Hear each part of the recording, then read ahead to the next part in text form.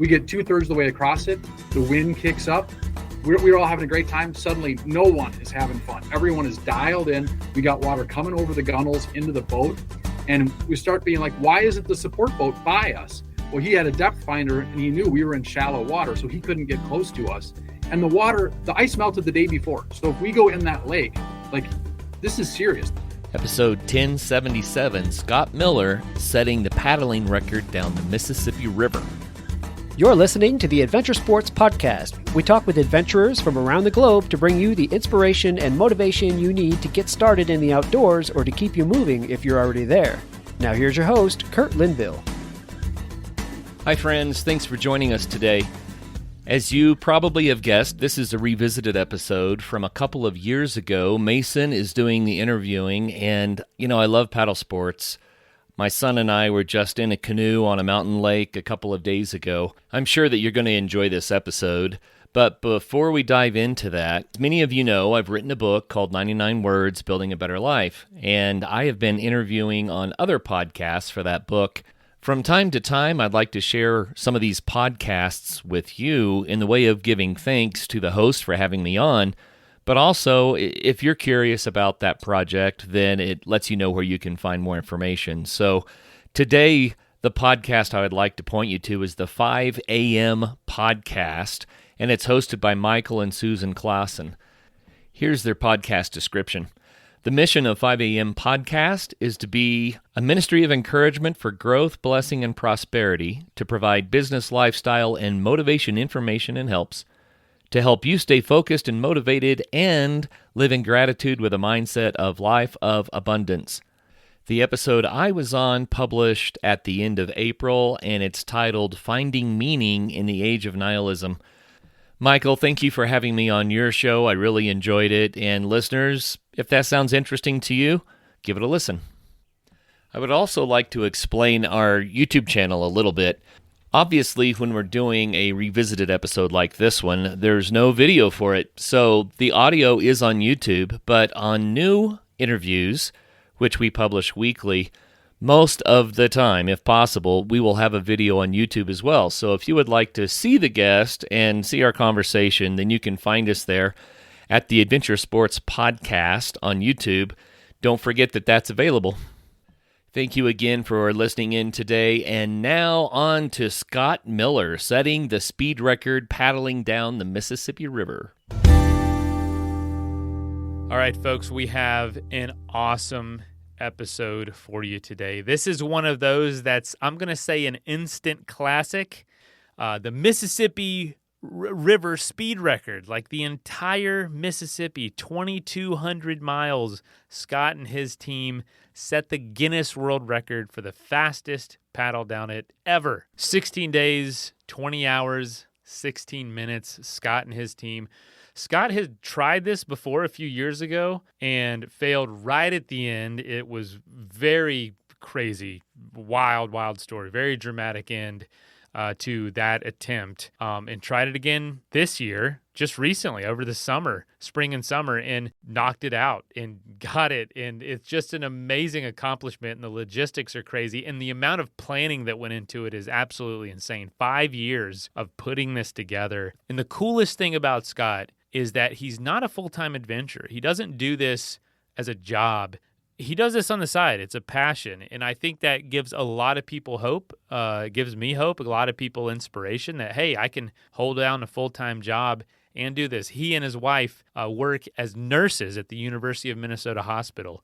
And so, yeah, he's got a career. He's got things he has to do. He has responsibilities, yet he's able to piece together a plan, an amazing plan to go after a Guinness World Record and knock this out. So like I said, this is an instant classic. Scott's stories were amazing. His detail was awesome. His passion for the story was incredible.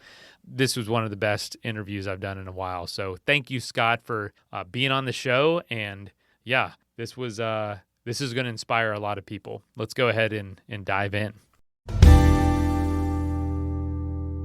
People ask me what we talk about on the show, and I say, well, we talk about folks that are doing everything from climbing Mount Everest to crossing the Grand Canyon on foot to that list I'm adding, paddling the entire Mississippi and breaking records. So I have a feeling this is going to be a really good conversation. So, Scott Miller, welcome to the show. Well, thank you so much for having me. I hope I can live up to that advanced billing. Through my research, I know you will. It's not going to be a problem. But we're here today to talk about the Mississippi speed record. But really, what I want to dive into is your background just a little bit. Where you grew up, where home is for you. If those aren't the same places, dive in and where you are right now. I imagine you're at home. I am at home here in South Minneapolis, just 8 blocks west of the Mississippi River, actually. And I'm very much a Minnesota guy, and the adventures that I've done have tended to be either in Minnesota or starting in Minnesota, including the one that we're going to talk about. So, yeah, it's very much home for me.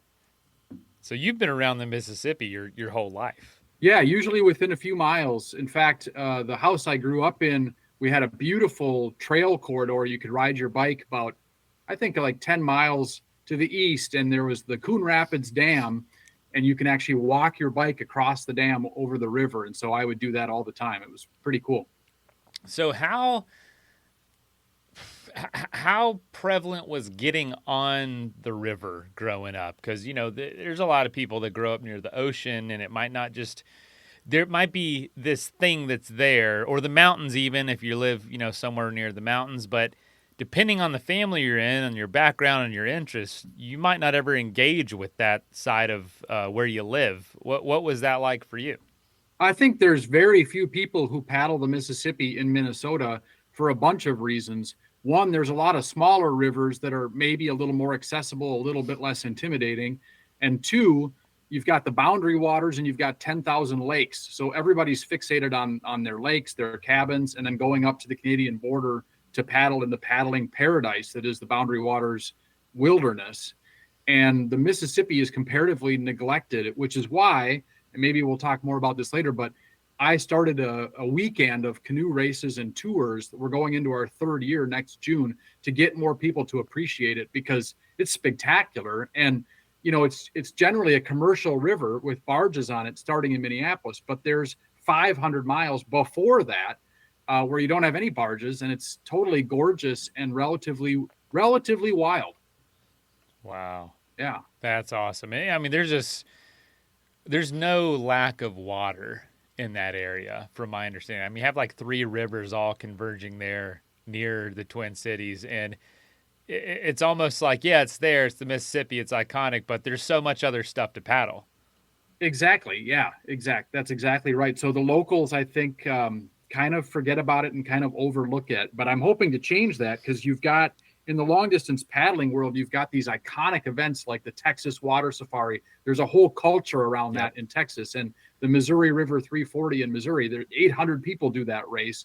And of course, in Florida, you've got the Water Tribe and the Everglades Challenge. And we don't really have a signature event like that in Minnesota. In Michigan, you've got the Osable Canoe Marathon, but we used to have races in Minnesota. Now Alabama has one. Yeah. I saw that Yeti, the cups and cooler brand, just released a film about the Texas Water Safari like last week, following the team along, which was really cool to see. And I guarantee it's a ton of similarities to what y'all went through, but a tenth of the length. Right. So, Right. Yeah. Your adventure is enormous, but that's interesting. So, when did you start realizing, this is like a medium I can engage with and have these amazing experiences? Well, there's a creek right here in the Twin Cities that starts at Lake Minnetonka and flows 21 miles east into the Mississippi River. And it's not runnable most of the year, but when the water levels are up, it's like a 5-hour flume ride. I mean, it's like more exciting than anything at Disney World for my money. And it's 21 miles long. It's filled with little rapids, and you go through rich people's backyards, and you go through light industrial areas. You stop at the Dairy Queen and get some ice cream. You go through swamps and lakes and golf courses. And my dad took me on that when I was a kid, and it was like the most fun thing. I mean, it was just the most fun thing. And then I taught canoeing merit badge at the scout camp I worked at in northern Minnesota. And then my best friend, Todd Foster, 20-ish years ago, we were in our 20s, and he was like, hey, let's go to the Boundary Waters. And I had actually never been.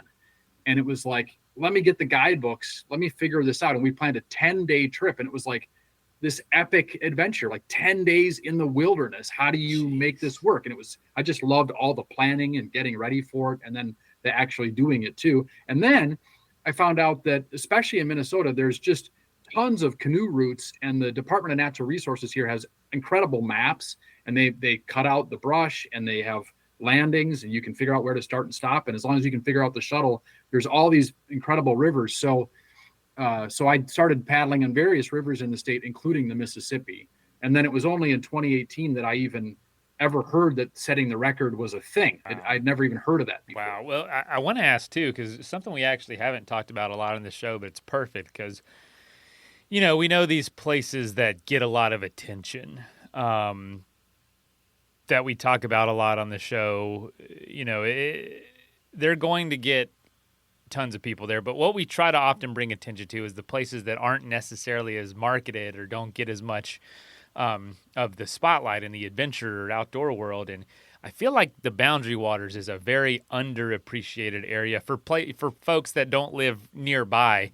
What is that place like? What do you experience when you're there? I want to just touch on that and why it was such an impactful experience for you.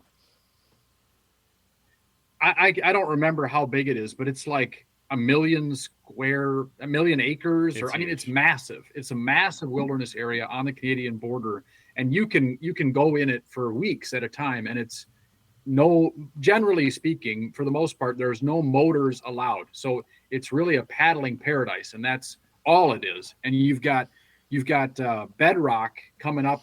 You can see the bedrock in many places like the Canadian Shield. So you've got pristine water, you've got hundreds, if not thousands of lakes, you've got these portages, you've got campsites, it's great fishing, you've got huge lakes, small lakes, and it's just absolutely gorgeous and peaceful and quiet. It's a dark sky zone, so the stars are incredible. You got loons calling, you've got moose. It's truly an extraordinary place. There is nothing I think more majestic than a loon calling in the morning with some fog over a lake. That's doesn't get better than that. You're right. It was 1 million acres, 1,200 miles of canoe routes, 12 hiking trails, and over 2,000 designated campsites. That's just in, the designated Boundary Waters area. But with a lot of these places, it's not just the protected area is brilliant. It's the surrounding areas are also very similar, just not under the same designation. But it's a huge area. So would you say that was the experience that kind of, I don't know, opened your eyes maybe?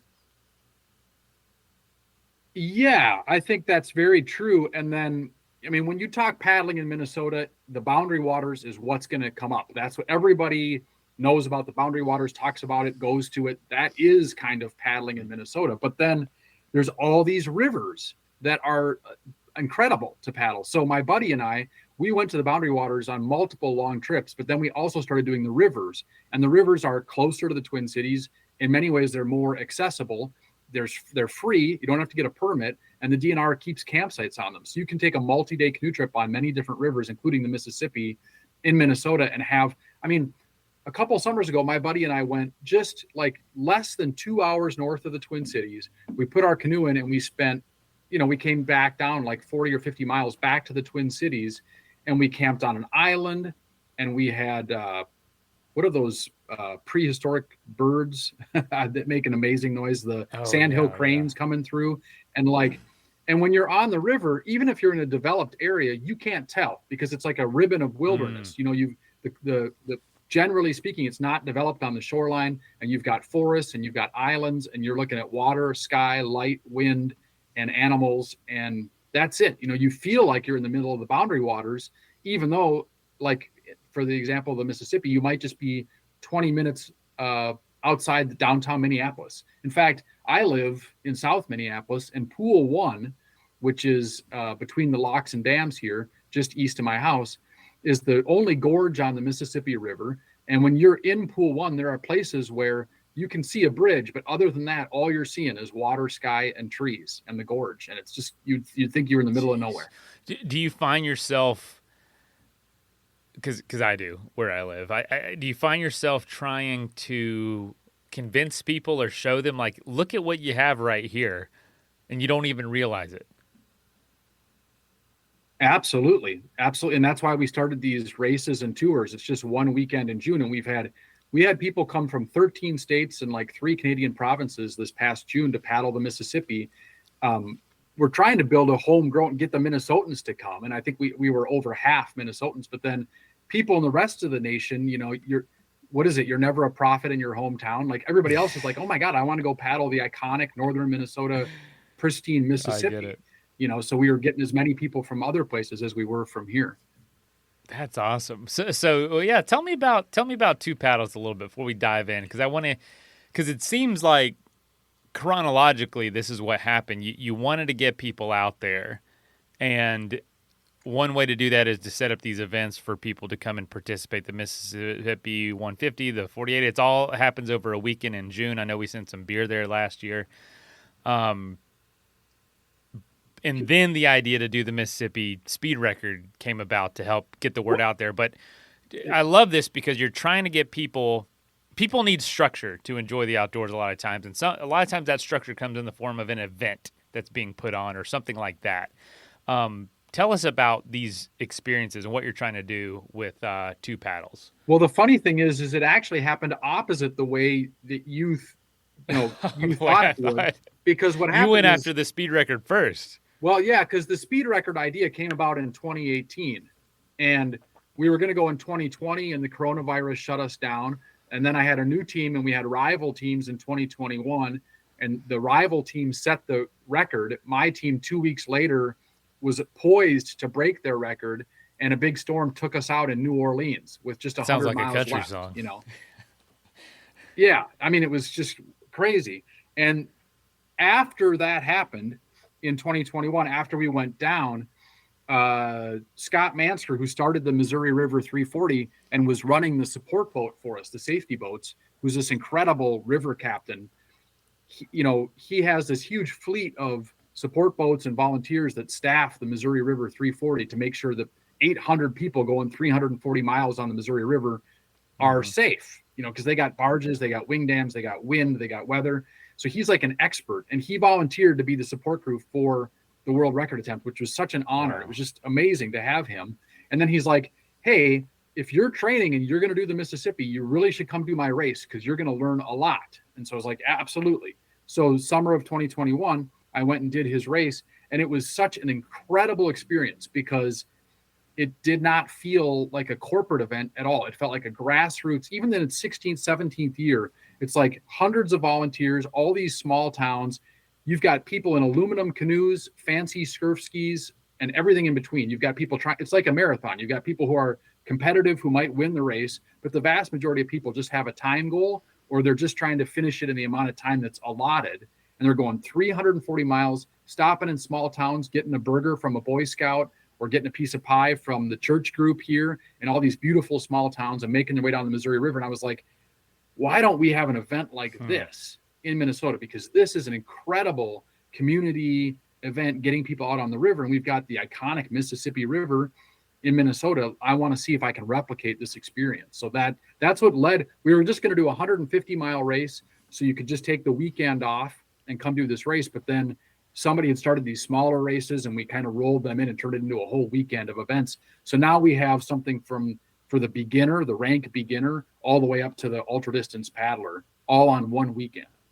That's crazy. Yeah, I'm looking right. It's like 7 events: the Mississippi River High School Paddle Challenge, Family 5 Mile, 7.5, 10, 25, 48, and 150 mile event. You can join any of those, build your way up, do them all. Gosh, that is so cool. So what was that reception when you started this? Was it like, what should we dive into first? The challenge itself? I'll just answer your question quickly. The reception was good. We had 200 people come the first year. Wow. This last year was our second year, and we didn't grow much, probably because we were terribly distracted by the world record attempt. So we're hoping to grow more next year. But people, I mean, to my mind, there's very few activities that are as high quality as getting on a moving river with other people, because you're using your body and you're active, but you're not paddling it's not so intense that you can't chat and hang out and have a great conversation. And you've got amazing things to see literally around every corner. You're going to see some wildlife. You're going to see a small town. You're going to see some kid in his backyard jumping on a trampoline. You're going to see a bluff. You never know what you're going to see. So it's just such a stimulating activity socially, and being outdoors, and then having the moving water, which is its own challenge, and it helps push you along. So even when you take a break, you're still moving, and it's just a wonderful thing. And everybody that came out for the event, whether they did the 5-mile event or the 150-mile, they all got to experience that magical world of the river. And I think there's just something so cool about anytime you're out on the river with other people, you're like guaranteed to have a good time. Unbelievable. Y'all are just trying to provide the structure for folks to come and do that together and experience it together. That's awesome. And so, like you said, you were distracted this past year with the world record attempt of the Mississippi River, which is no minor feat. That is a major challenge, a huge iconic river, like we've said. And to set the fastest known time or the speed record on that is, it's like, it's renowned. It's world renowned. It's not some, very infrequently paddled route. It's the freaking Mississippi River. It's like the entire, it's the reason America's America in a lot of ways is that river. It's iconic. Totally. I can't think of a better word than that. So this idea popped up in 2018. Tell us about getting ready for it, because, it takes a team. You're going to do it as a team. Now tell us a little bit about the challenge. Where was the record? Because I know it changed as you got closer to this, because another team broke it. We were talking about Bobby Johnson and their team before. Friend of the show and friend of mine. Tell us a little bit about where the standing was and what it looks like. Do you have to do it with a team? Is it solo, or is it all just like whatever setup gets down there the fastest is the world record? Well, it's just a crazy thing. It's administered by Guinness World Records, and they don't necessarily like to have records that are tied to a specific geographic place. But this one, the first time it was set was in 1937, and it is so iconic, they can't really shut it down at this point. There's too much interest. We're the 8th team to hold the record. First one was in 1937. It was like 56 days. And then some guys from the Royal British Air Force set it second time in 1978 at like 35 days or something. And then in the 80s, it got lower down into the 20s, the 20 days amount of time. And everybody was doing it. People did it in different configurations. The way Guinness wrote the record, it doesn't matter how many paddlers you have. So for a long time when I was prepping, we were looking to beat the 2003 record, which was set by just 2 guys who are mountainous titans of canoe paddle racing. Like they're huge in that niche world. So they're like really, really good paddlers. And in talking to them, they would say, you guys go ahead with your 4-person team. We don't think that's an advantage, because you've got twice as many people as can get sick or get injured, twice as many personality conflicts. We don't, you go ahead and try your 4-person team. And in fact, these guys I know and respect, they tried a 4-person team in 2014, didn't make it. 2017 didn't make it. One time, one guy got heat stroke. One time, bad winds knocked him out. And I think also at one point, lightning struck the water while the guy was standing it, and he got a little zapped, and I think he's fine. But it's like incredibly difficult to set this record. And you can see from all the failed attempts. So where did the record, we tried in 2021, and the rival team set the record literally 2 weeks before we did, at just over 17 days. Just under 18 days. They broke the old record by about 8 hours. So the record stood from 2003 all the way to 2021. And I feel like I'm all over the map now. Help rein me in. Well, here. that's the Mississippi, right? It goes in every direction at some point. No, this is it's a huge challenge. You have these. There's a little bit of ambiguity with the rules itself, but you got to get down the river faster than anyone ever. You could have a team of 4, and you were kind of going back and forth. Take us through what is the setup? Because this isn't just you're going out paddling and it's your canoe and your 4 guys. There's a lot of support going on. What are some of those logistics you had to figure out? I still don't consider myself a great athlete, and certainly not any kind of an Olympic level athlete or, whatever. So the reason why I thought I had any chance at all to set this record is because when you do something this long, the athleticism is important, but the importance of organization and planning and strategy and the mental game and the teamwork, all of that becomes so much more elevated. It ended up that when we set the record just this past May, I had 3 of the best paddlers in the nation, and that didn't hurt anything at all to have those incredible guys. But it did rest on the backs of, we had, the first team we were going to go in 2020. We decided that we were going to have a 4-person team, and the guy I was planning it with, who set the record in 1980 and was trying to set it again at 59 years old, his 17-year-old daughter was on the team.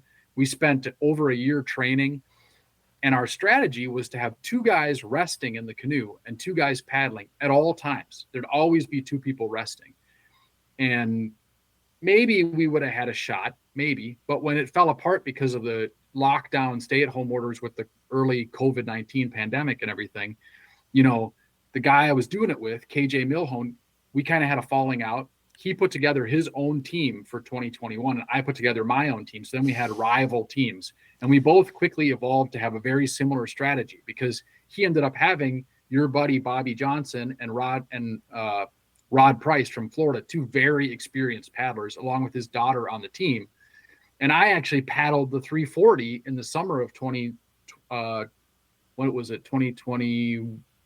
I don't even remember now, but I paddled the 340 with Bobby and Rod. So it's like an incestuous little circle full of maniacs, full of double crossing. I was trying to get them on my team. He ended up getting them on his team, and but Bobby and Rod taught me a ton about how do you paddle a 340-mile race, and how do you keep yourself in the boat, and how do you deal with sleep deprivation, because that's a huge part of the strategy, is how do you sleep as little as possible.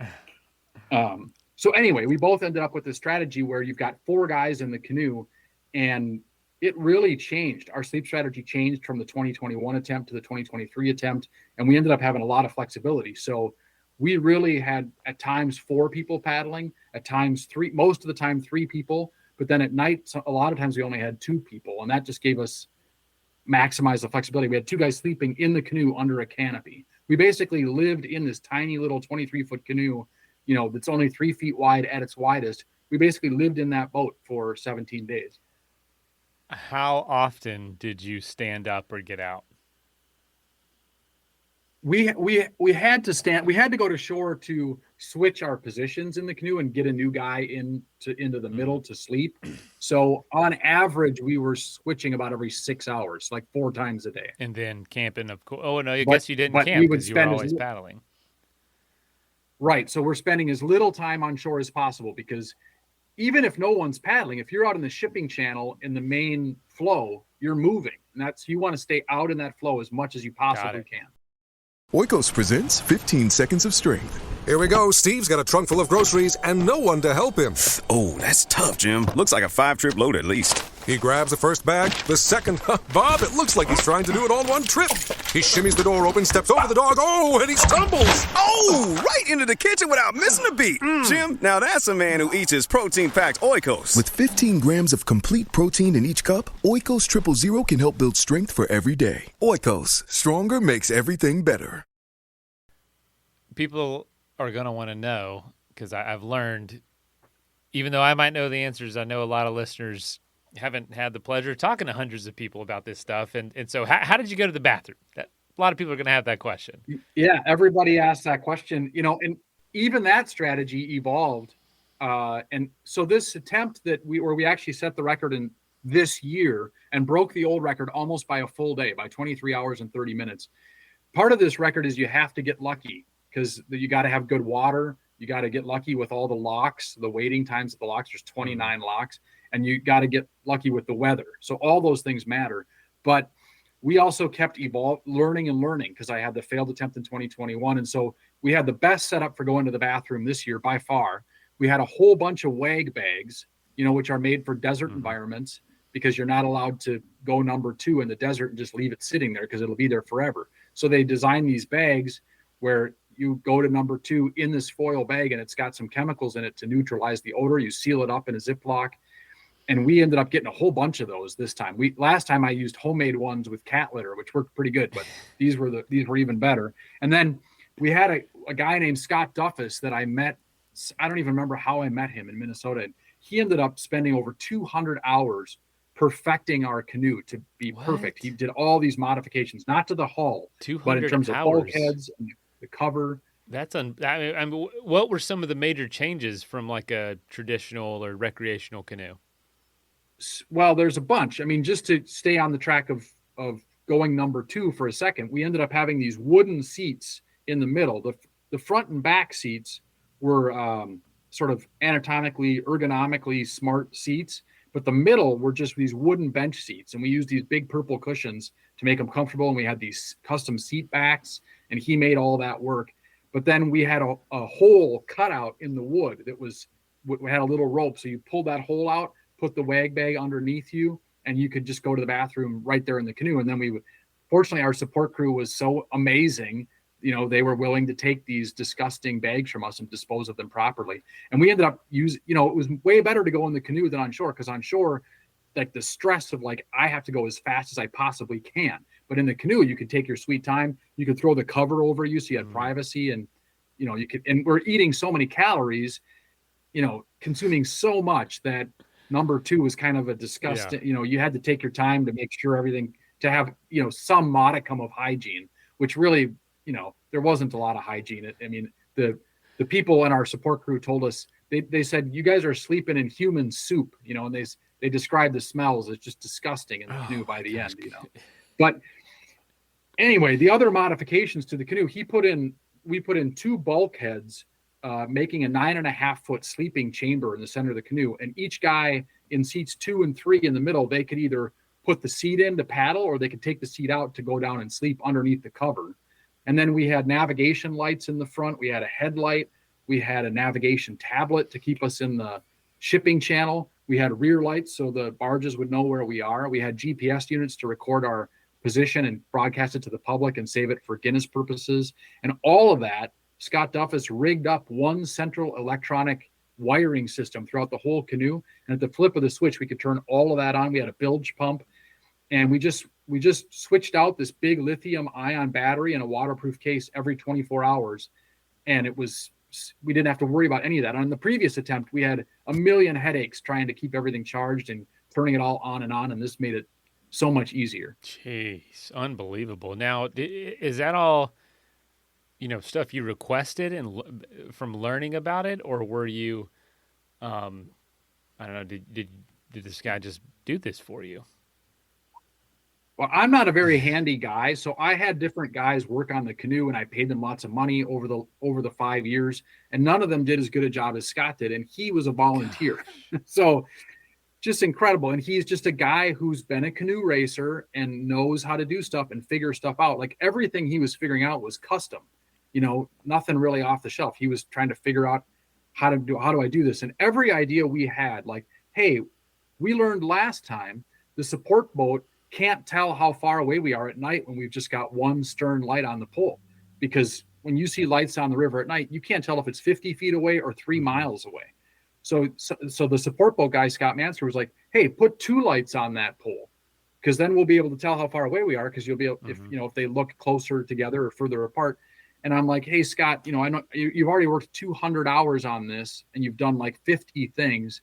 Do you think you could put another light? Yep, no problem. And then everything we would suggest to him to improve on, he would do everything we asked, but then he would think independently and come up with something even better than what we were asking for. So it was just amazing. How do you, because it seems like the success of this adventure was in a lot in the hands of the community around it, the people like him helping. How did you find people like that? How do you inspire people like that to be a part of this? Is it just the audacity of the adventure itself draws people, or was it your ability to build a team, a mixture of both? What would you say now, looking back? It was definitely both, because like Scott Mansker got in touch with us, the director of the 340, the founder of that race in Missouri. He like volunteered himself. Like he saw our stuff online and got in touch and was like, "Hey, do you guys need a support boat?" And it was like, "Oh my God, like literally, there's nobody better qualified in the entire world, right?" And I didn't have to. We just create the content, put it online, and then people would get excited. But in other cases, you have to be sort of shameless about asking for help and putting yourself out there. But eventually I would feel guilty, like, how am I getting all these people to help me? I'm not doing enough for them.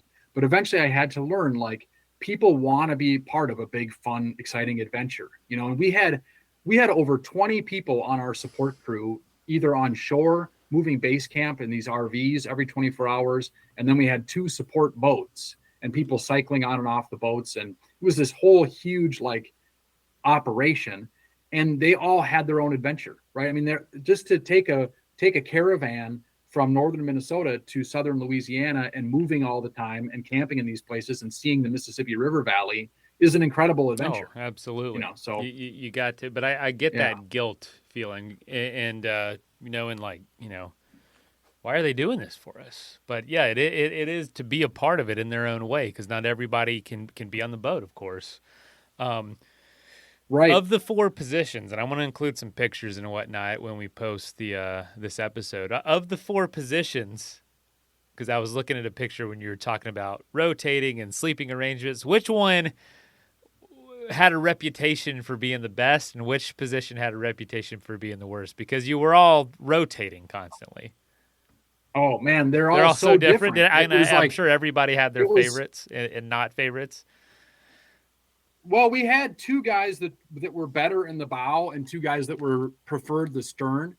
So that worked out well. So we had myself and Wally were in the stern more often, and Judd and Paul were in the engines. They're the muscle in the bow. It's crazy. You move positions in that 23-foot canoe, and it's like you're in a whole new world. I mean, when you're in the bow, you've got nothing but water around you. You can't see any of your teammates, and you're just paddling, and you are the engine. You're setting the pace. A big part of canoeing, if you're trying to go fast, is technique. And a big part of the technique is paddling in sync. So the more in sync we can be, the faster we'll be without having to work any harder, right? If you can just be in sync, you're not doing any more muscle, you're not burning any more calories, but just by being in sync and having good form, you're going to go faster. So that bow person is important to set the pace.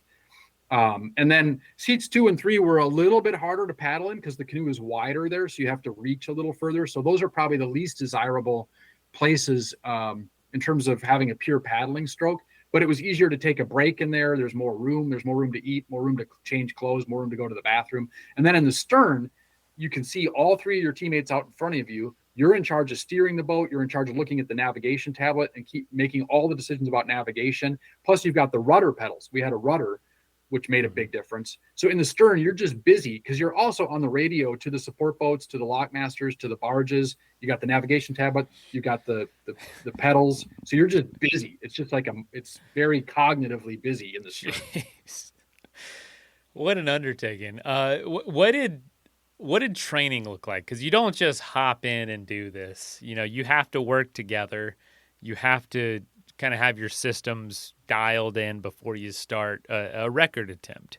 What were some of those big key things to figure out in moments in training? Yeah, I mean, with the team that set the record this year, the 3 guys I paddled with are so experienced in ultra distance paddling races that they didn't need to train in terms of keeping themselves in shape or any of the technique. But it was still very important to have these training trips. And like our last shakedown trip, it was going to be in March. We were going to start in Iowa. We were going to have the support boat. And time again on these training trips, you would learn how capricious the Mississippi is and how flexible you have to be, because it was like going to be 20 degrees in Iowa. And we're like, all right, let's move south to Tennessee. So we go all the way down to Memphis, and then it's freezing cold in Memphis. I mean, freezing cold. And the first day we put on the water and the conditions were so bad and the waves were so big, we only paddled for like 3 hours, and we were supposed to paddle for 48 hours straight. And we're like, this is too dangerous. The support boat can't be here because the water levels are too low. Let's pack it in and we'll go again tomorrow. And you had to make smart decisions in terms of safety and just being flexible. But then there's nothing like being out on the river with the 4 guys in that boat. And every time we went out on a training trip, I would take notes in my phone and we get done and I'd call up Scott Duffus. All right, here's 15 more things we need to change. And then I would talk to my wife's uncle, Moose, Mike Moose Doherty, was the support crew leader. And we'd always have notes like, okay, Moose, this is how we got to organize the support crew. We need to do this with food. And we figured out like getting these thermoses that keep food hot for like 12 hours. We figured out to get some NFL headline style Bluetooth headphones so that at night the bowman and the sternman could put these on and they could just whisper and talk to each other and not strain their voices or wake the guys up in the middle. And it was just like every time we're training, we're just learning like tons and tons of stuff. And over this 5-year project, we got pretty good at it. So you seem like the type of person that very detail oriented, keeps the wheels turning, keeps things moving forward, sees the whole picture, but can also get in the nitty gritty. How did you deal with, what kind of personality are you when it comes to, we can't paddle like we expected with this training session because of the weather or because, the temperature or someone got a flat tire? How do you deal with those situations? Is it challenging for you or you kind of roll with it? I mean, the thing is with this, it was so exciting. Like it was just so unbelievably exciting. I mean, the Mississippi starts in northern Minnesota. It's a tiny creek. You're going through rapids and wild rice swamps.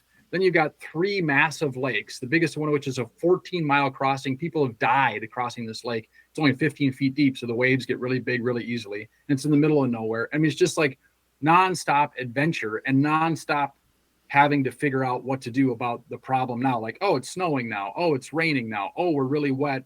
And we need to figure out showers. And the support crew figures out, hey, if you take off the shipping channel and you go in this little side channel around this island, there's a casino with showers at their marina, and you can take a quick pit stop there. I mean, it was just, we get to lock 15 in Iowa and it's midnight and we have to wait for the barge coming out of the lock.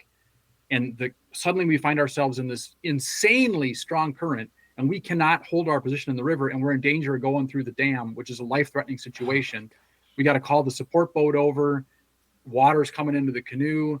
We get through the lock and everybody's completely stressed out, completely like nervous systems are shot, sleep deprived. Okay, we're going to spend 4 hours on shore and sleep and recover. Fortunately, we have a 20-hour lead, but like there was never a time when you could just settle in. Like you had to, and that was part of the fun of it. And the 3 guys I was with, every long distance canoe race they're in is the same. You have to love dealing with uncertainty and change and weird stuff happening constantly, or you're never going to have a chance. Holy cow. Unbelievable. Well, take us through, after all this planning, after all this preparation and getting things together and having a setback in 2021,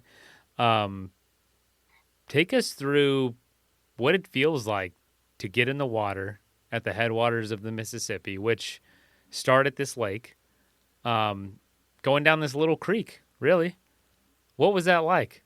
I mean, Itasca State Park and Lake Itasca, where the river starts, it's really, truly an iconic location. Like, it's not a national park, but it's the biggest, most visited, most well-funded state park in the state of Minnesota.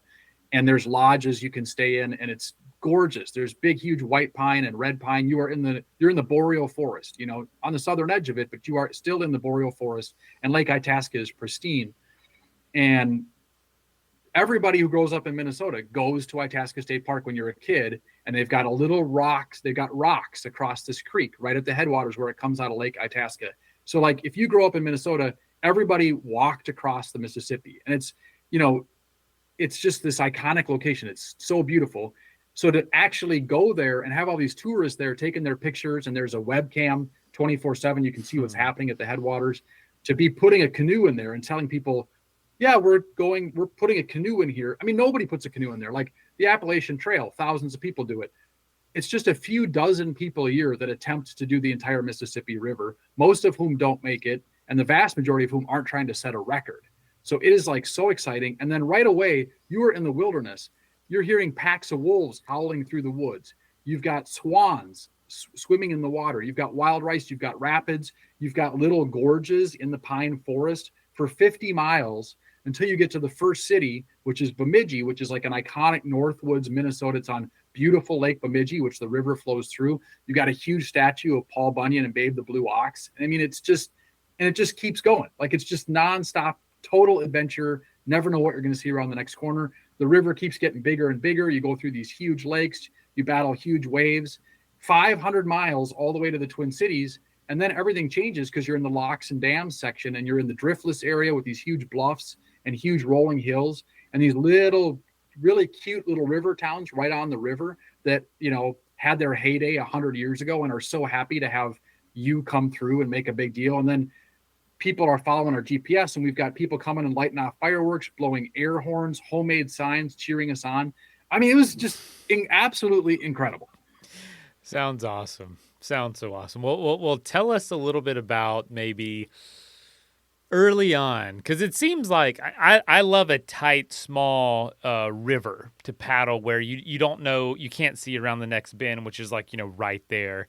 But the Mississippi, it starts out that way, then it opens up, obviously, to this enormous river. Take us when it was smaller and tighter, maybe those first 500 miles or so. I know you were crossing those lakes then too, but what was something that maybe didn't go to plan during that segment? Do you have any stories or something that really kind of said, "Uh-oh, is this gonna set us back?" Well, the crazy thing is that if you're going to try to set this record, you ideally, if in a perfect world filled with unlimited resources, you would take off from April 1st until June, and you'd be able to leave whenever the ice melts on Lake Winnibigoshish. But we couldn't do that. We had way too many schedules. So we were like, well, and why is that ideal? Ice out date for Lake Winnibigoshish, you can't go through until it melts. You just can't move. And then if you wait any longer, you're not going to have as good of water levels on average, and it's going to be way too hot down south. So the absolute best time to go is the day after the ice melts on Lake Winnibigoshish. And the average ice out date is like April 23rd. So we set our date May 4th, 90% chance the ice will be out. May 4th comes, totally socked in, completely frozen, all three lakes. It's like 70 degrees at my uncle's cabin. His cabin is up there. The whole support crew gathered there. The big lake that his cabin is on, totally frozen. So we were going to gather at the end of April, and then we were like, well, let's go up there on the 4th. Everything's still frozen on the 4th. And we cannot wait. We cannot wait past the 10th. Like, it just won't work. May 9th, we're like, okay, we got to go. We drive to Itasca. We do a pit stop on the way at Winnibigoshish. We put the canoe in, paddle out, ice.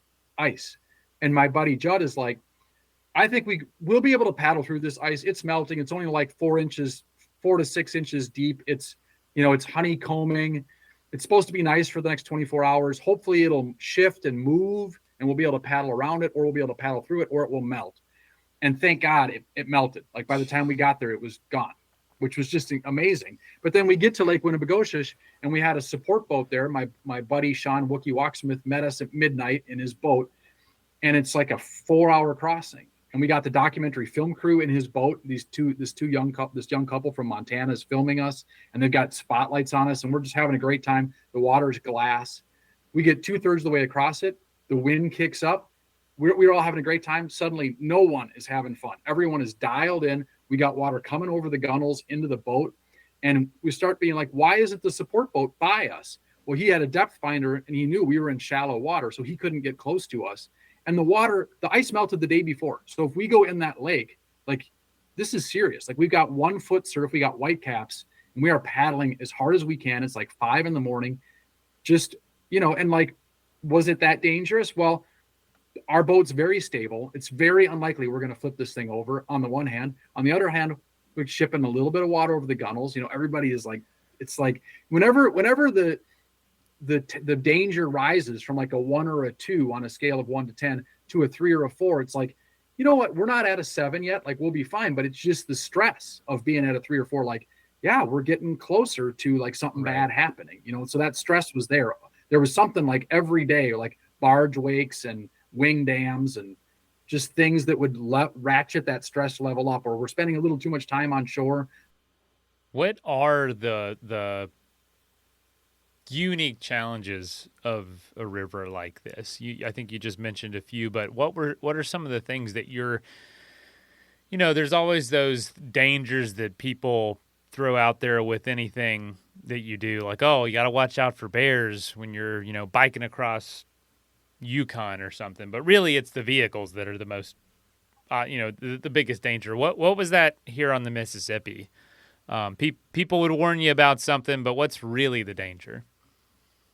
Well, I mean, by far and away, the most dangerous thing, it's not even close, is barges, especially because you're out there at night. I mean, the average person without any experience probably shouldn't paddle on the Mississippi south of Minneapolis at any time, day or night, right? Until they get some experience and learn how to deal with barges. But then you especially shouldn't be out there at night. And that's why we had safety boats. We practiced a bunch. We had lights and things.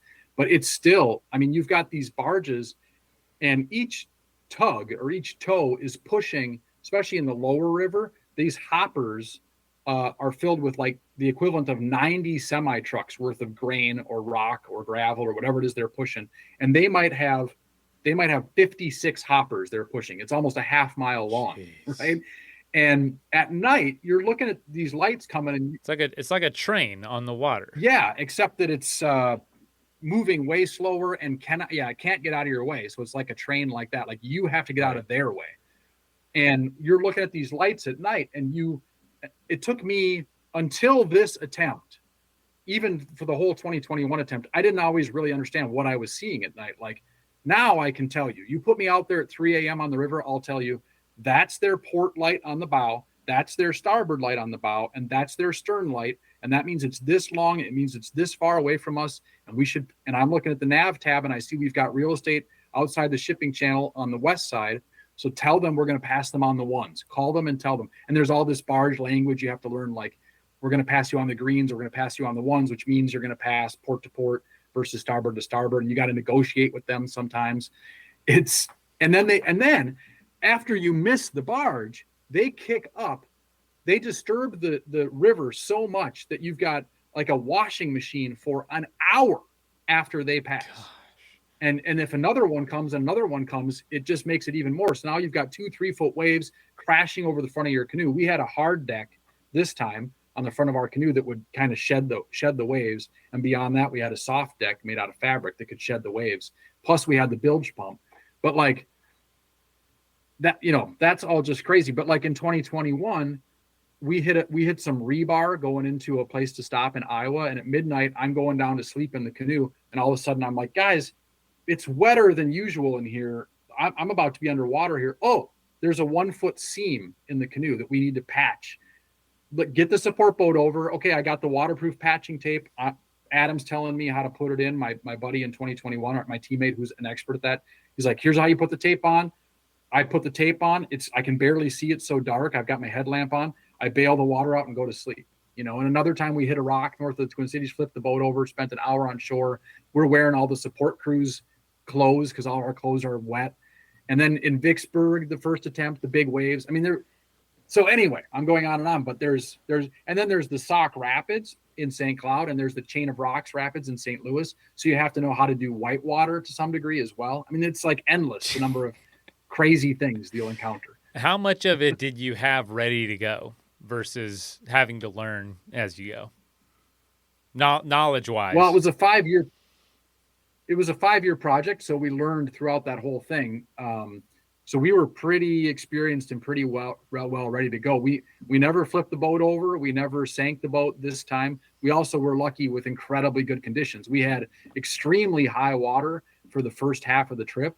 And then like in 2003, they got a big push from the Ohio. When the Ohio comes in, it doubles the size of the river. We didn't get that. So we built our lead in the first half, and then we just played defense and maintained. We didn't grow our lead, but we didn't shrink it for the whole second half of the trip. But there was so much to figure out about how to get, the first trip we were communicating with the support boat via little walkie-talkies. This time we're like, no, we're just going to use the marine radio, and we'll just have it on a different channel than the barges are on. And that worked better. Those are little things that just takes a long time to learn. How are we communicating? How are we navigating? Mm-hmm. My goodness, what an amazing adventure. So sleeping in the boat, being in the water, spending as little time on shore as possible. How were your bodies holding up to being wet so constantly? What were you doing, or what had you learned to deal with that, and how were you holding up? All of our bodies held up pretty well. I mean, that's the thing. Like, people have described this as doing multiple marathons a day, but it's not true. I mean, my average heart rate was probably in the 110s while I was paddling, because I'm sitting down, the current's pushing me. If you're in a 2-mile canoe race or a 10-mile canoe race, you're paddling your ass off. But if you're going 2,300 miles, it's more about being in sync, being together with your teammates, and just staying at it and keeping the mental game on, just not going crazy, not losing it. So, and we weren't actually all that wet, because unlike kayaking, you get pretty wet kayaking, but in this canoe with this cover on it, we stayed pretty dry. We got blisters on our hands and we had to deal with that. And then, at various points in Minnesota, you're dealing with the cold, and then you get down south, you're dealing with the heat. So you just can't make any mistakes. Like, you have to put suntan lotion on every few hours and just cake it on and move on. And you got to, if you don't eat and if you don't stay hydrated, you can't have these unforced errors where suddenly you're in heat stroke, or you're in dehydration, or you've got bad sunburn.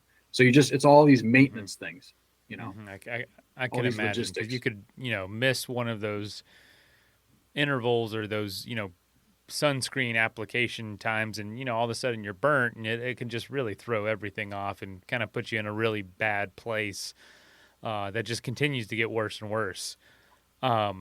Unbelievable. So this is a long enough experience that it's just, it's a massive journey. You have a lot of days out there.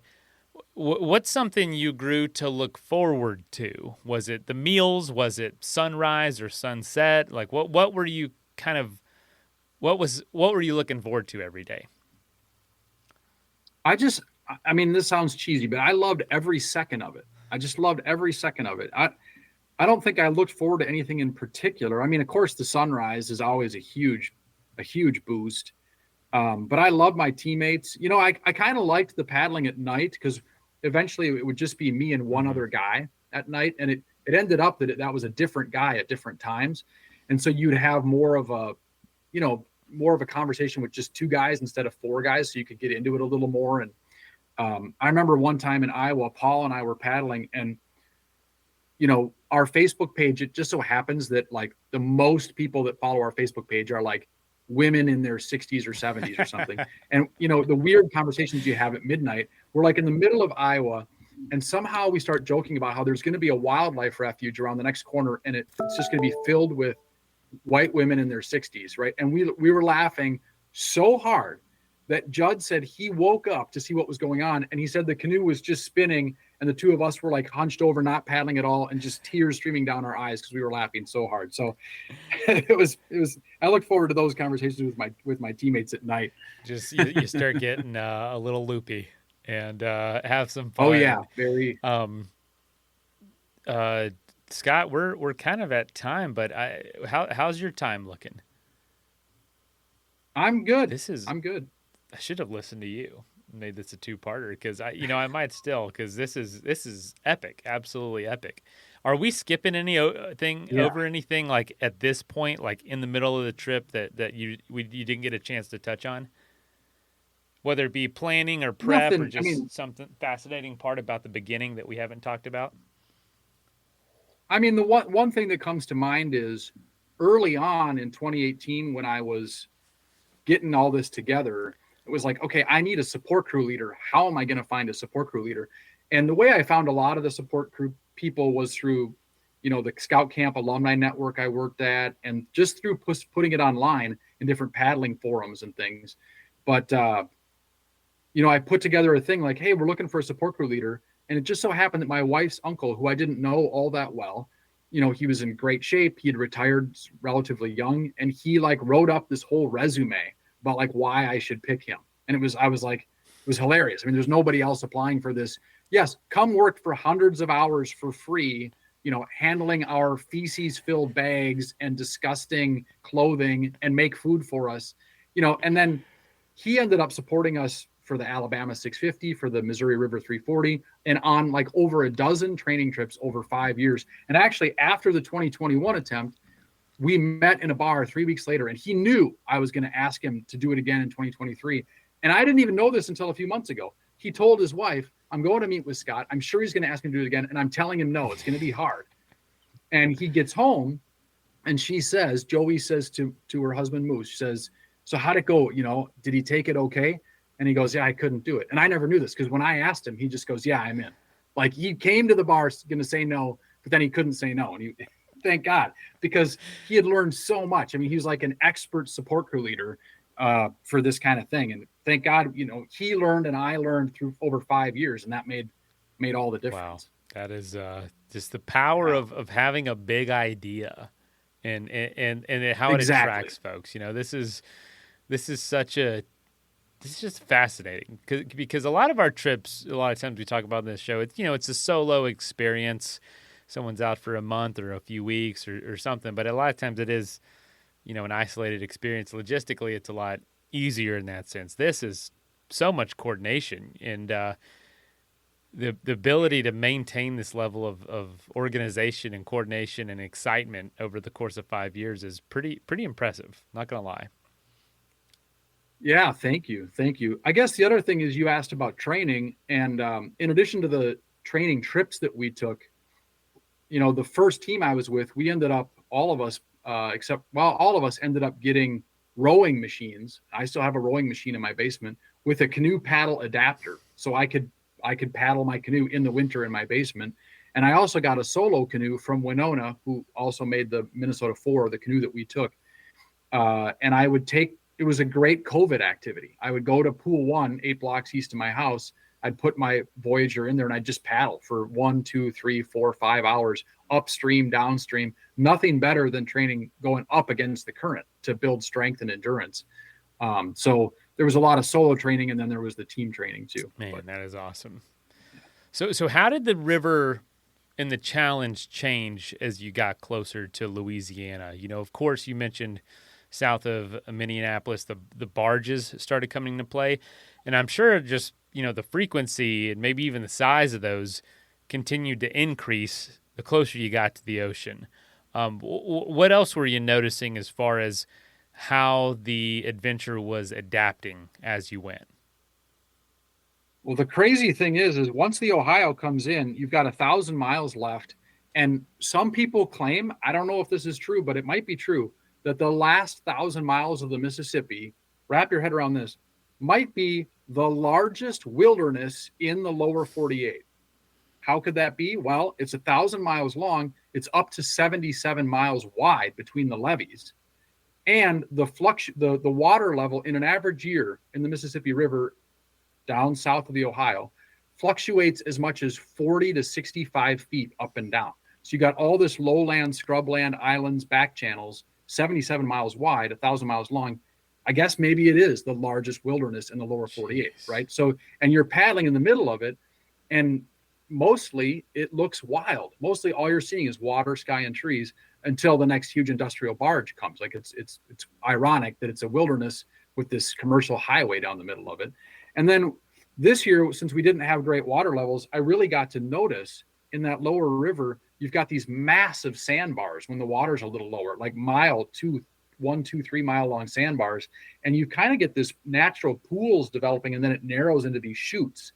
And it was hard to find places to meet up with the support crew. Like, they had to do a lot of work, especially some places in Arkansas and Mississippi.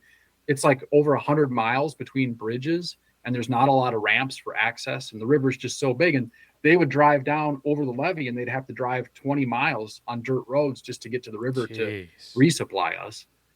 Just crazy. And then you get to Baton Rouge, you've got over 200 miles left. And now the shipping channel, instead of being 9 foot deep, is kept at almost 50 feet deep. And you literally have ocean-going vessels coming up from the ocean as far north as Baton Rouge. Thankfully, the ocean-going vessels, they look terrifying, but they're actually not as scary as the barges. They're not as loud, and they don't throw up as much of a wake. Except that we heard later from one of the captains down there that had we come through Baton Rouge 1 hour later, there was a fully loaded container ship that launched off the shore an hour after we passed.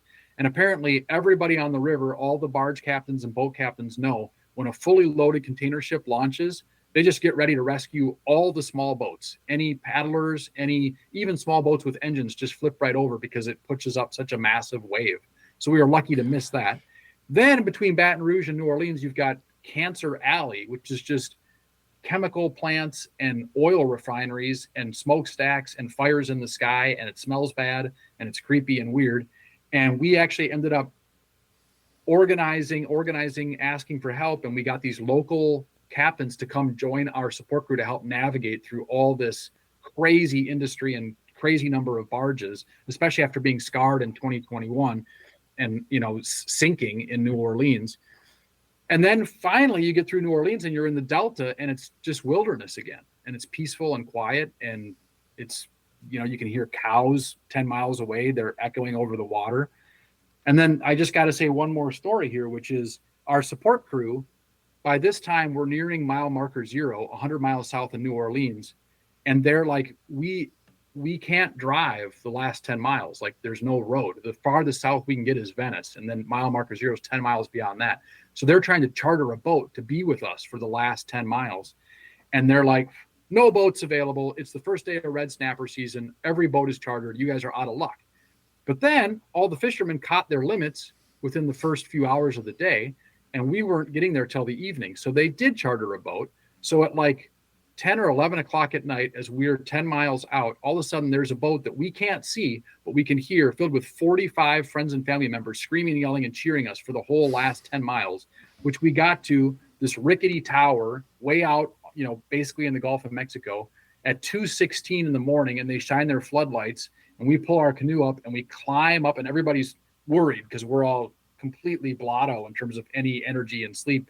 And we're climbing up this rickety tower, and everyone's screaming, yelling. We get on top and we cheer, and we put our names in this little book that this guy named Joey Cargill put up there for people that paddled the whole river to put their names in. And it was such a way more spectacular ending than I had ever imagined. I think it was heightened, obviously by having all those people there, but then the fact that it was 2:17 in the morning too, just crazy. I was going to ask, like, where does it end? You know what I mean? It's hard to know, but they have a mile marker that just kind of signifies, hey, this is the end of the river. Well, the Army Corps maintains, very specific charts, and they have everything marked out with mile markers. And as you go down the river, you can see the mile markers. And so mile marker 0 technically is at what they call the head of passes. And at that place, at the head of passes, there's like 4 different channels to the Gulf, ranging from like, I want to say 3 to 10 miles long. And one of them is the main shipping channel. A lot of people that are doing a source to sea trip on the Mississippi, some people will end at mile marker 0. Some people will paddle out to the actual Gulf. We thought about that, but we were so exhausted, and it was 2:17 a.m. And, the support crew had rented this place called the Salty Marsh Flotel in Venice. It's like this floating hotel for hunters and stuff. And so after we celebrated there, we jumped on the boats and through the black night, through the wide Mississippi with all these weird lights and weird barges, go all the way back to Venice and then crash at this amazing floating hotel. It was awesome. What an experience. What an unbelievable experience. So take us through, so I've always heard that, just the eddies and the currents and the churning of the water in the South Mississippi is so dangerous and so easy to get sucked in. Is that true, or is that kind of urban legend? It's completely true, especially in higher water, because there's literally thousands of wing dams that humans have put there, the Army Corps has put there, to shunt the water into the shipping channel to maintain that 9-foot depth. And so depending on the water levels, it's interesting. In low water, all the barges going upstream and downstream, they're going to be right in the shipping channel because it's the only place that's deep enough. And if they were out of the shipping channel, they'd hit the wing dams. But when the water gets high enough and it's over the top of the wing dams, then if they're coming upstream, they don't want to fight all that current. They don't want to burn all that gas. So they'll move out of the channel and they'll be floating right over the wing dams, which is terrifying for a canoe coming downstream because you think, I'm out of the shipping channel, I'm out of their way. Oh, no, I'm not. There they are. And now if you meet a southbound and a northbound barge at the same time, even though the river's massive, it can start to feel pretty congested in a hurry. And especially in high water, like in 2021, the team that Bobby was on, and KJ and Casey and Rod, they set the record. There's a book that Rod wrote about their journey, and he talks about a massive whirlpool that very nearly sinks them. And one advantage we had is we had worked with a guy who made an app for people doing the Missouri River 340 race that shows them the shipping channel and keeps them in the shipping channel. And we worked with him to make the equivalent for the Mississippi. So that's something we had, and I don't believe they had it. And that meant that we could stay in the shipping channel and not get close to a wing dam, because the whirlpools often form right off the end of a wing dam. So the best way to avoid the whirlpool is just to stay right in the shipping channel and never get anywhere near it. But you can't always do that at night. You can't see. And if a barge comes, you got to get out of the shipping channel. So you can get sucked in a whirlpool. In fact, I think one of the attempts early part of the 19th century, you can read about this online. I think at least one of the attempts ended because they got sucked in a whirlpool, and somebody might have even lost their life in a whirlpool. So yeah, it's the currents are crazy. That's terrifying, to be honest. Yeah. So dealing with that is another danger that starts to come about, because all this, what did you learn about the? I've been listening to a lot of podcasts about geography and whatnot, and the Mississippi comes up a lot as far as just something that makes America America. I mentioned that earlier in the episode. What did you learn about the impact the Mississippi has on our country, on the economy, and also just the environment? You know, what was some of the realizations doing the whole thing versus when you were getting prepared for it? Yeah, I mean, if you read Huck Finn, and you think of old Samuel Clemens, Mark Twain, you think of the wild Mississippi and the amazing stories that are in that book. And that is not entirely lost. The river still feels pretty wild, even though it's been, heavily shackled and heavily straitjacketed to provide for these barges. But it's like something like, I want to say like 90% of our exports in grain or whatever come through the Mississippi River or down the Mississippi River. So it's, these 29 lock and dams that kind of belt the river between St. Paul and St. Louis make these pools, and it's all maintained for navigation for these barges. And then once you get through St. Louis, it's just wide open, but all that infrastructure, billions of dollars of infrastructure, but you can see why, efficiency wise, if one barge holds the equivalent grain of 90 semi trucks, like it's very efficient, and you've got the current helping push you, especially when you go downstream. Obviously, when you go upstream, it requires more diesel fuel or whatever, but it is a very efficient system, and it moves however many, billions of bushels of grain and other commodities out of the heartland of the U.S. and bringing stuff in too. It's amazing. And when you get to learn how the barge captains talk, and you get to learn how to talk to them, and it's a dangerous job, but they also get to see all the beautiful sunsets and sunrises and all the amazing sights on the river. Yeah, it certainly is. I guess that's the thing. It's like both the combination of the fact that it's very developed and it's not a wild river anymore, and yet it's still a place for huge adventure, and it still feels very wild in many ways. So it's kind of a weird dichotomy that way. Can you touch on 2021? You made it almost to the end, but what happened? Well, I mean, we had our rival team, and they thought they would get an advantage over us by leaving 2 weeks earlier. They were a little more flexible, and they did. So they had better water levels in Minnesota. So the one thing that I don't know that they thought of is that we would have access to all their GPS data. So we could see how much time they were staying on shore.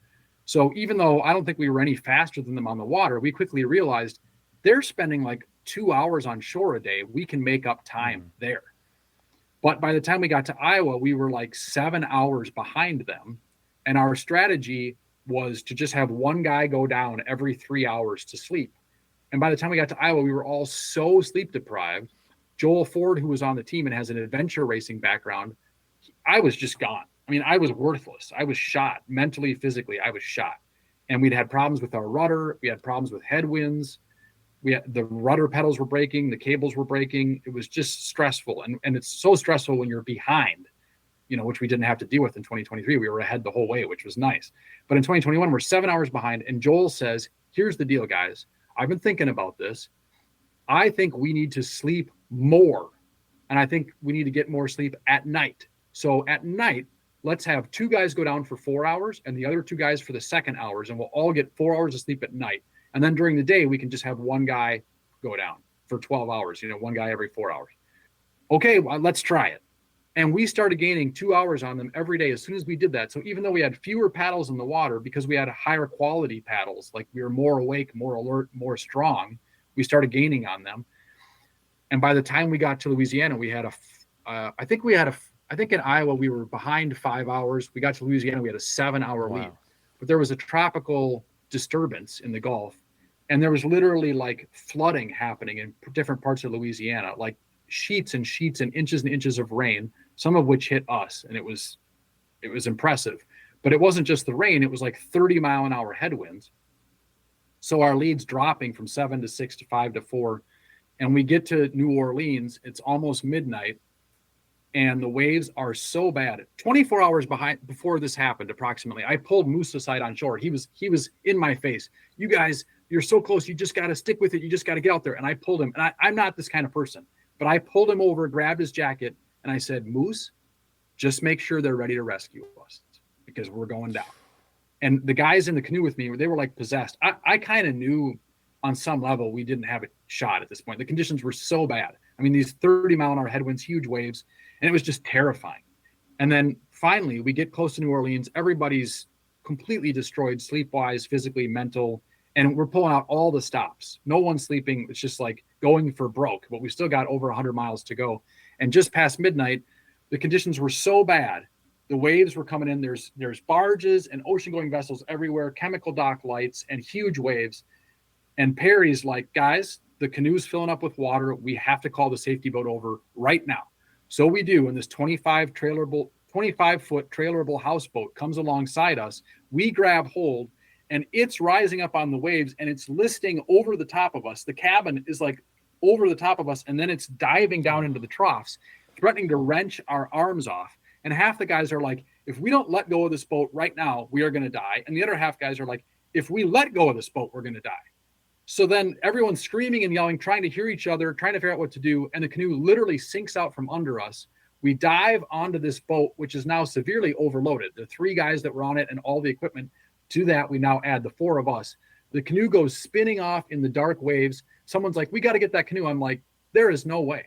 I mean, we are in a fight for our lives on this houseboat right now. Don't worry about the canoe. And then the houseboat is captained by a guy who drove big ships all over the world through the oceans. And I can hear him revving up the waves and then cresting down into the troughs. And the nearest boat ramp is 10 miles away. He's just trying to get to shore at this point before we capsize in this boat. And somehow, I don't know, I still to this day, I'm not sure how, if he was on the radio or what, but he finds a little strip of sand next to an alligator-filled swamp in between all the chemical docks. And he ditches there, and we spend the night there getting rammed by waves. And this local Cajun guy, Joey Cargill, who's like works on the big ships down there, captains the big ships, but also paddled the whole river solo himself. So he's like a river angel, just like trail angels on the Appalachian Trail. There's river angels. He like tells Scott Mansker, hey, hike through the swamp. I'll tell you how to get here. And then there's a canal, but I'm going to chuck you some beers over the canal. And like he chucks like 24 glass bottles, most of which broke. And then he chucks like a huge thing of whiskey, which also shattered. And Mansker comes back with a few beers. I'm passed out in the boat. Everybody makes it through the night. And the next morning we finally get to the ramp and back to civilization. But it was a harrowing end. So the canoe is just gone. So the canoe continues downstream on its own. And like a day later, or maybe 2 days, Joey calls me up. We're all staying at a hotel in New Orleans. And he's like, dude, I know where your canoe is.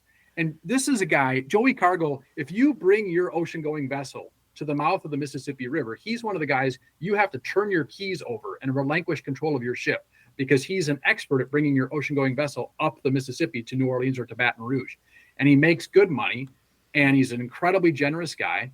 And so he's like, we're going to go get your canoe. Meet me here. So my buddy Todd and I, we go to the river, and he is like commandeered some like 100-foot ship because he knows everybody down there. And I see him passing out $100 bills, just like making stuff happen. And he's like, detour guys, we're going to stop by this crawfish boil. And we pull over to these dock workers, and they like have this huge thing full of gumbo and crawfish and corn and sausage.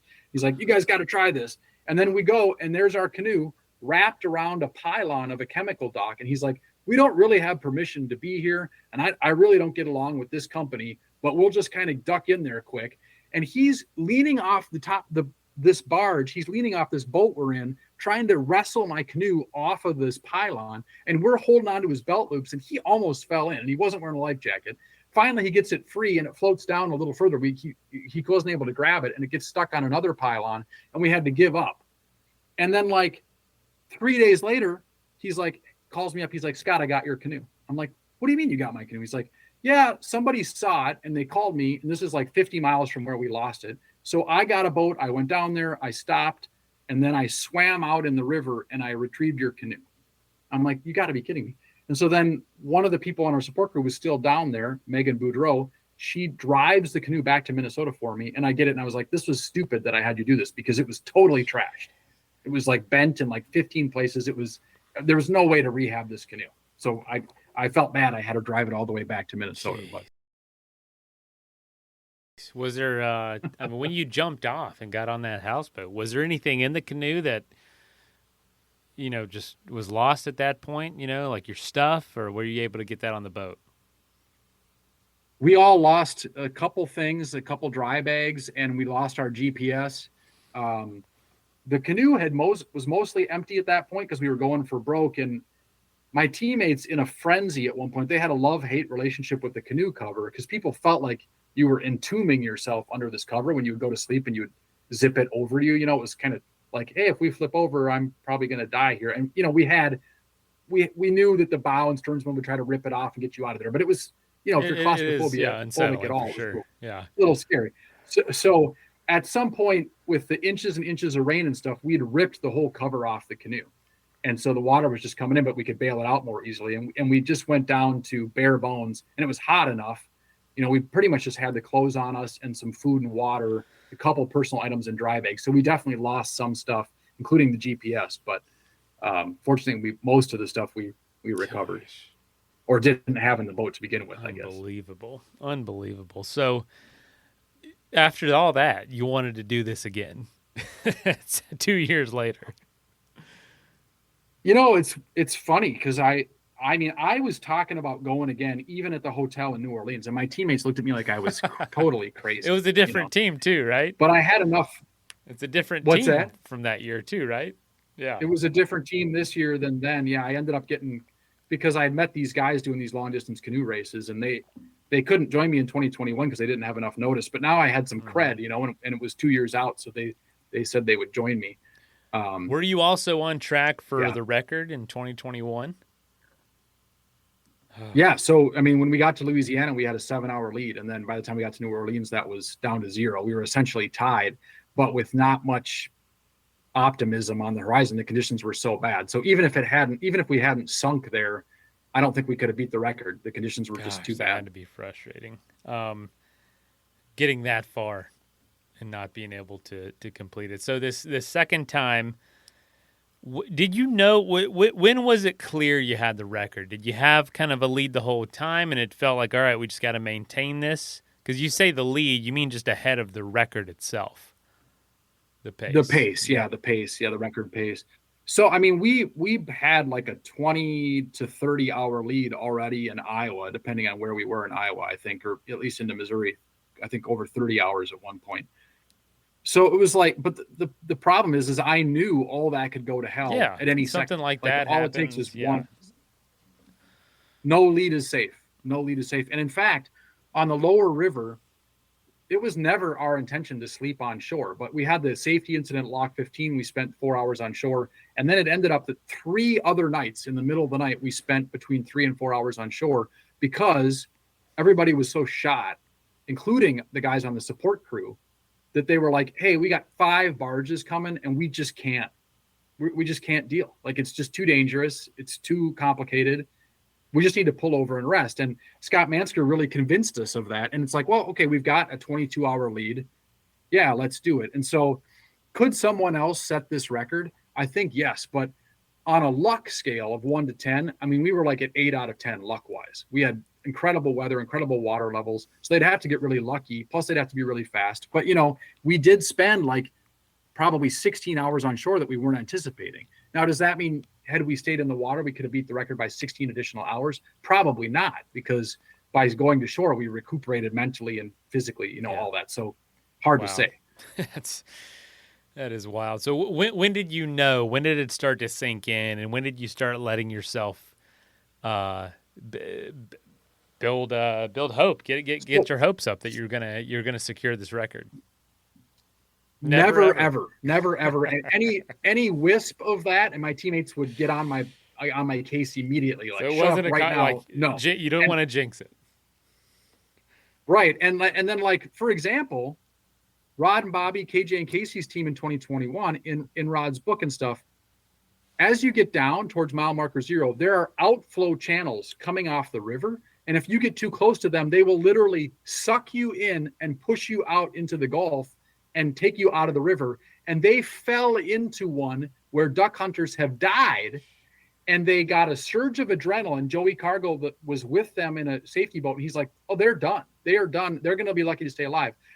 Through a huge surge of adrenaline, they paddled back up the gradient, back up into the river. And then, and this is just like 10 or 20 miles from the end, they got sucked back down again and paddled back up into the river again at night. I think it was at night. Maybe it wasn't. I don't know.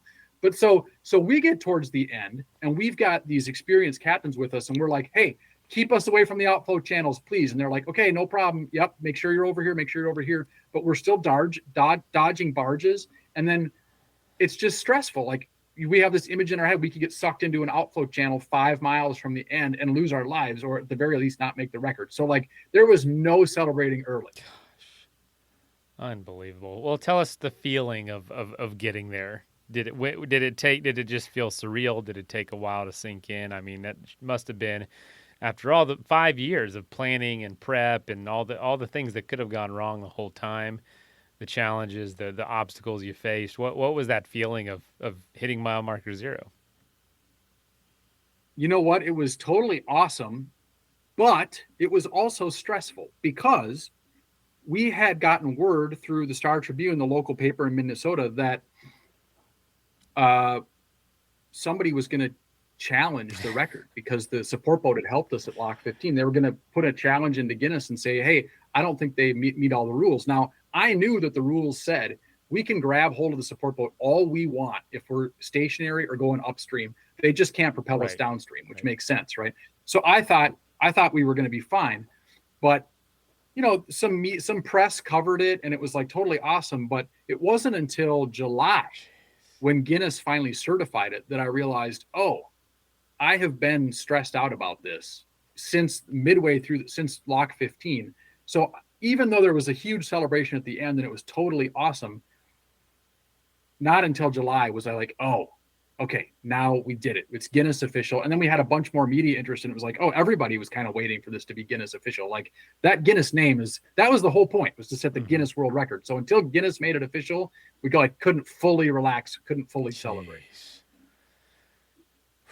That's a long time to wait, because you actually finished on what day? May 26th, I think. Or maybe it was the morning of May 27th. I can never remember. But, we had to wait that long. We wouldn't have had to wait that long if I had put together the application process more quickly. But, because there was this threat to our record attempt, and because that maybe there was going to be this complaint lodged with Guinness, I had to make sure to cross every T and dot every I. And they want your full GPS track. They want witness statements. They want statements from your support crew. They want pictures, they want video. And so I'm putting all this together and just sweating it, and working to get it all ship shape.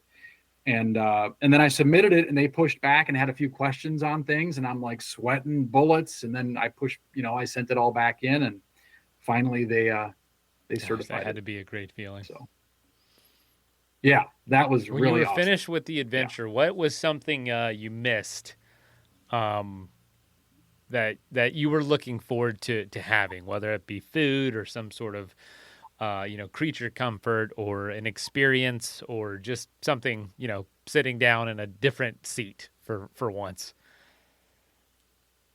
Yeah, I mean, I think sleeping next to my wife was the best thing versus a fetid pool of water in the bottom of the canoe. Golly. Um, the funny thing is it was so fun to eat. We ate some healthy food, but we were also eating garbage, like whatever you can, chocolate shakes, candy. Um, and we went out to eat in New Orleans, and I ordered a totally vegan meal from a Thai restaurant that was like spicy and had vegetables, and it was like nothing I'd eaten in 3 weeks, and it was so delicious. It's not, I don't eat that way all the time, and then I got some like purple vegan ice cream thing for dessert, and it was like, it was so exotic and foreign and different than the food we've been eating. So that was pretty That's cool. awesome. Well, you've been talking about just how dang exciting this was and how much of a high it was.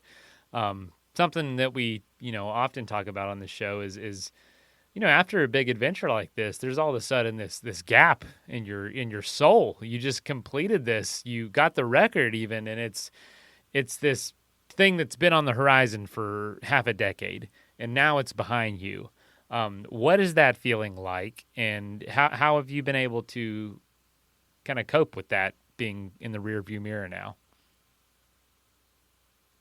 Yeah, I mean, I listened to the podcast you did with Shelby Stanger, I think her name is, and she wrote the whole book on Will to Wild about what, adventuring and what happens, and she talks openly, and I think you guys talked openly about how people often get depressed after a trip like this, and that certainly has been true for me. It's been a struggle. I mean, everyday normal life is a little bit of a struggle baseline anyway. I'd much rather have some big, fun, exciting adventure. It's like, it's like kind of thing where like, yeah, I can put together 55 details for an adventure, but get me to balance my checkbook or send in the bill or mow the lawn. It's like much harder, or cook a good meal at You're home, preaching to the choir. Man. You're preaching. It's like, oh, I can't even. I'm like, how can I do so much on this one hand and nothing on this other? It's crazy.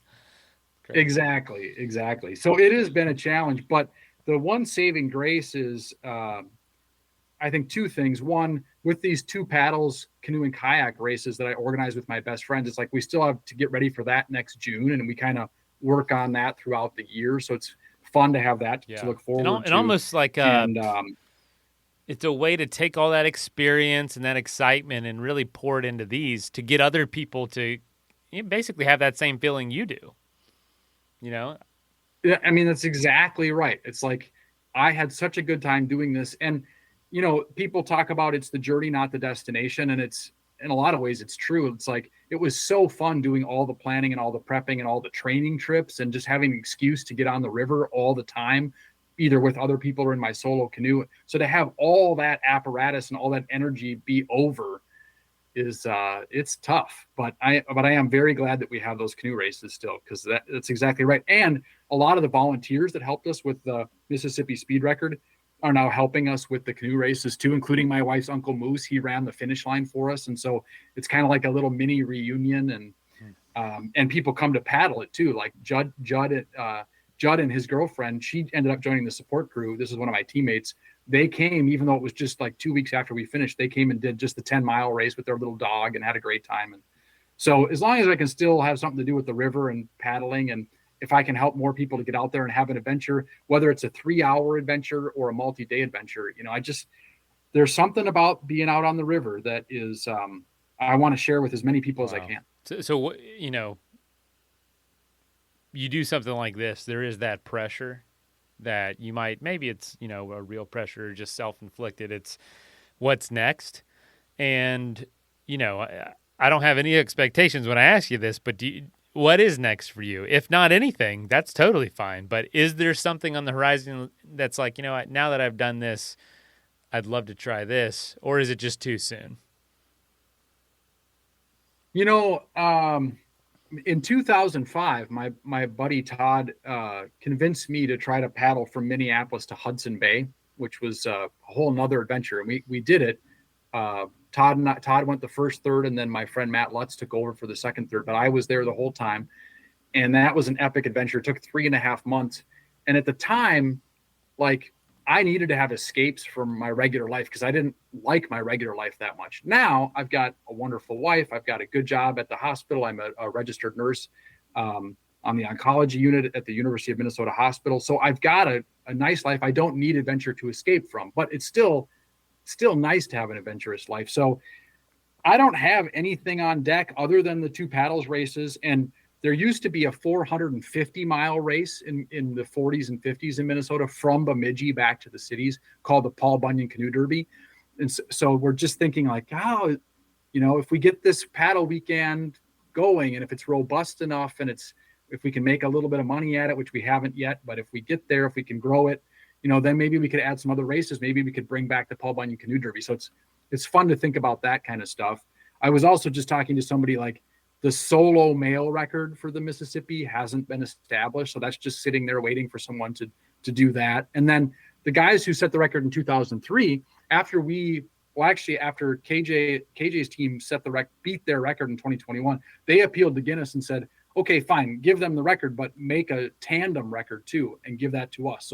So I don't think I'm going to try to set the solo record or the tandem record, but never say never. It's fun to think about. Never say never. Well, if I can ask one more question, there is something that I'm often asked to spend a little more time on, and you brought it up. You're a registered nurse. This is not your full-time job, Mississippi paddler, or even paddle trip planner.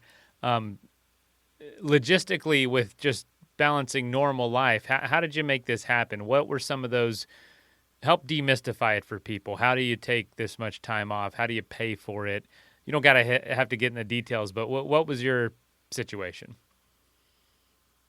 Well, I mean, I have so much respect for anybody who's a parent. I'm not a parent. I don't have kids. My wife and I do not have kids. And so obviously that makes a huge difference. Like if we had kids, I'm sure I couldn't have done this. So I, rightly or wrongly, or for better or for worse, or however you want to think about it, I know that's just real talk, right? That's a big factor, is not having kids. But secondly, I mean, being a nurse, I'm also a massage therapist and have a little shop near my house, but I have a lot of flexibility in those two jobs. I set my own schedule at the massage shop. And then for the nursing job, I only work 3 days a week there, and I can build up my time off and take it off. And we did do a lot of fundraising for this trip, both the 2021 and the 2023 attempt. And the power of social media. I mean, I'm somebody who looks at my phone way the heck too much. And I know that there's all kinds of terrible things about social media, but man, it can be used for good too. I mean, I never would have found my teammates, never would have found a lot of the support crew members, and never would have been able to fundraise, nearly as effectively without having all that. And then our Facebook page, that's how we went viral, and we had live videos, and we ended up having, tens of thousands of people following along. And that of course, that all helped with fundraising too. That's awesome. Now, Scott, I don't know, man. Being a massage therapist on an adventure is probably a double-edged sword. Just like, Scott, I got to really, my shoulder's a little tight. What can you do about that? I'm sure you were tapped on the shoulder quite a bit to use your services and your skills to help the team work through some of those muscular issues. Yeah, my teammates were awesome. They didn't bother me about it, but I did. Once or twice, I stood up in the stern and the guy in seat 3, and I just leaned over on him with my elbow, and for 1 or 2 minutes, just worked on him just a little bit, as a way to I mean, it was stressful and it was hard. So just as a concrete way to be like, hey, I'm here for you, man. Wow, that's those kinds of gestures go a long way. But, geez, anything else you want to share with folks, as we wrap up? About just going after big, crazy ideas. I mean, maybe folks don't have this kind of aspiration and are willing to do what you did, but, going after their own Mississippi. My buddy Todd, he's the one that came up with the idea to paddle to Hudson Bay in 2005, and I thought he was insane. I mean, I thought there's no way that I can do that. I can't take 3.5 months out of my life. There's a million things that could go. Like, there's just no way. But I thought about it and I was like, yeah, you only live once, and I am independently poor, and we're just in our 20s, and it was like, once you make the decision, it's like there is 10,000 things to do and 10,000 steps to take. You can't even think of them all. But the crucial thing is making the decision. Like, you make the decision, and then all the energy starts organizing in that direction, and your brain changes and the community changes, and everything starts helping you to fulfill this big goal. And so in 2018, when I watched a Facebook Live video of these 3 guys trying to set the record, including KJ Milhone, he was on that team, and I was just inspired, and it hit me like a bolt of lightning. And I think we all have those thoughts, like, that would be fun to do. And it's easy to dismiss right away, like I did in 2005. But I had learned from my buddy Todd and from that experience, like, wait, hold on to that thought. Hold on to that. That makes your heart sing. That makes your soul sing. Maybe you could actually do that. Maybe you could actually I love do that advice. And not going to lie, that sounds like another episode of the show right there. I've never heard of anything like that. I don't even know how that's possible to get to the Hudson. I guess upstream through a lot of waterways, and that sounds amazing. Well, I'll tell you very briefly. The thing that happened is Todd and I were running a winter camp for the Scouts, and we had a winter explorers theme.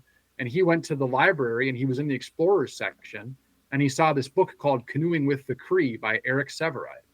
And he checked it out and he read it really quickly. And it turns out it's this book that's kind of famous in Minnesota paddling circles that neither of us had ever heard of.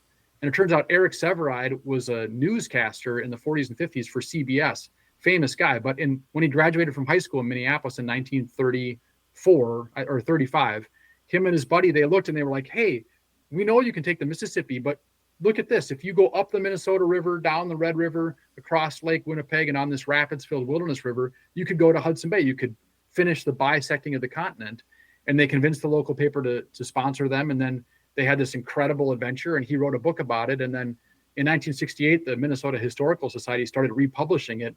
And now they put out a new edition every few years because it's like the classic Minnesota adventure story. So that's where he got the idea for it. And yeah, it's a whole epic, amazing journey in and of itself, for sure. That is, I'm looking at it right now. I'm going to have to order a copy. Canoeing with the Cree. I'm going to check it out. Yeah, I recommend it. I recommend it. It's a great book. Well, Scott, this was a huge pleasure. It absolutely lived up to the hype. What an amazing adventure. One that we will be talking about for quite a while on this show. This was awesome. Thank you. Yeah, thank you so much for having me. I have to say, doing something like this is so helpful for me too, because I'm trying to process the last 5 years, and this is a helpful way to start wrapping my head around it. So appreciate it. Yeah. Sweet. We'll cut there, but man, I can imagine it's really hard to relate after an adventure like this. And I'm sure you're finding yourself, you'll say something like, hey, I paddled the Mississippi River. People are like, oh, that's cool. And it's like, it just right over their heads. And people just do not register what you are talking about. And so that's one hard part about post-adventure too, and makes it kind of, you feel a little isolated in that sense. Yeah. And I'm not somebody who talks about myself in everyday life very easily. And so other of my teammates, especially the more extroverted guy, Wally, he's been talking to everybody. And I just, unless I can really tell someone's genuinely really interested, I'm probably not going to give them too many details. And I've done a few interviews and podcasts now, and I just genuinely have to thank you, because this was the best one by far for me. I mean, I feel like I got to tell more of the story and more of the details because of the questions you asked and because of your interest. It was just great. So I really appreciate it. Thank you so much. Well, I'll let you get going. Thanks for the extra time too. I know we went way over, but no worries. No worries. This best part of my day is talking to folks like you. So, all right, yeah. Scott. Well, I can't believe how many episodes you have. That's impressive. It's my own feat of endurance. It's awesome. All right, man. Well, yeah. Thank you. We'll be in touch. Okay. And thanks so much. For the thank time. you, Mason. All right, Have see you, Scott. One.